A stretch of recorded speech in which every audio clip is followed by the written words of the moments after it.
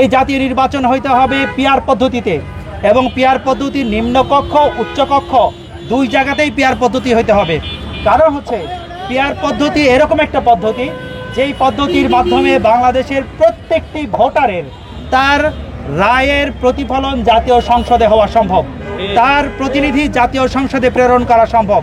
এবং পিআর পদ্ধতিতে পরিচালিত সরকার, পিআর পদ্ধতিতে পরিচালিত গভর্নমেন্ট, পিআর পদ্ধতিতে পরিচালিত সংসদ কখনোই স্বৈরাচার এবং একনায়ক হতে পারবে না। কারণ হচ্ছে যে পিআর পদ্ধতিতে সকল দলের অংশগ্রহণে সিদ্ধান্ত গ্রহণ করতে হবে, এবং কেউ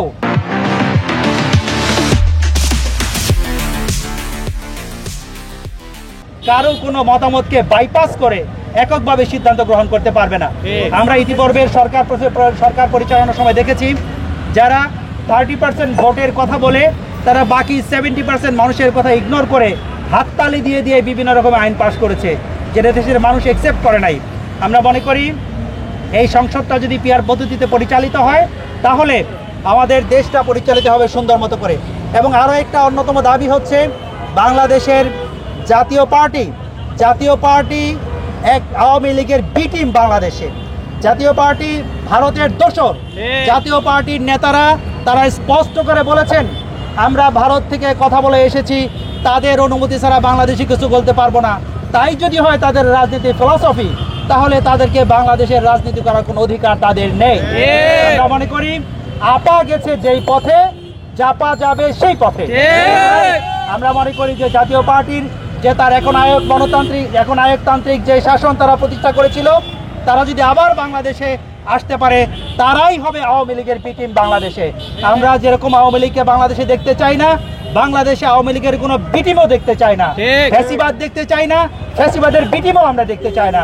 সুতরাং আমরা দেশের মানুষের কাছে, আপামর জনতার কাছে আমরা আহ্বান জানাবো, আমরা আসুন 24-এর আন্দোলনের মাধ্যমে আমরা যেভাবে আমরা আমাদের জীবন দিয়ে, আমাদের যুবকেরা তাদের রক্ত দিয়ে যেভাবে দেশটাকে স্বাধীন করেছে, ঠিক একই রকমভাবে একটি সুখী সমৃদ্ধশালী নিরপেক্ষ পার্টিসিপেটরি ইলেকশনের জন্য আমরা সবাই সংগ্রাম করি। পিআর পদ্ধতির মাধ্যমে নির্বাচন যেন আমরা করতে পারি।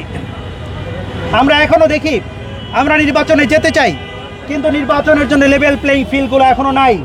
আমরা প্রশাসনের বিভিন্ন জায়গাতে এখনো পর্যন্ত পক্ষপাতিত্ব লক্ষ্য করি। শুধু পিআর পদ্ধতি জামাত ইসলামের পক্ষ থেকেই পিআর পদ্ধতি এখন চাচ্ছে না।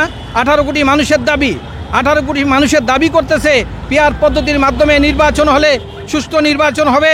আমাদের আজকের এই মানববন্ধনের যে মূল চাহিদা, মূল প্রত্যাশা, এই মানববন্ধনের যে দাবি, 5টি দাবি পিআর পদ্ধতি সহ সকলটা দাবি তারা পূরণ করার মধ্য দিয়ে আগামী 26 সালে ফেব্রুয়ারি মাসে নির্বাচন সুন্দরভাবে আমাদেরকে উপহার দেবে, সেই প্রত্যাশা আমরা আমাদের এই মানববন্ধনের পক্ষ থেকে আশা রাখতেছি।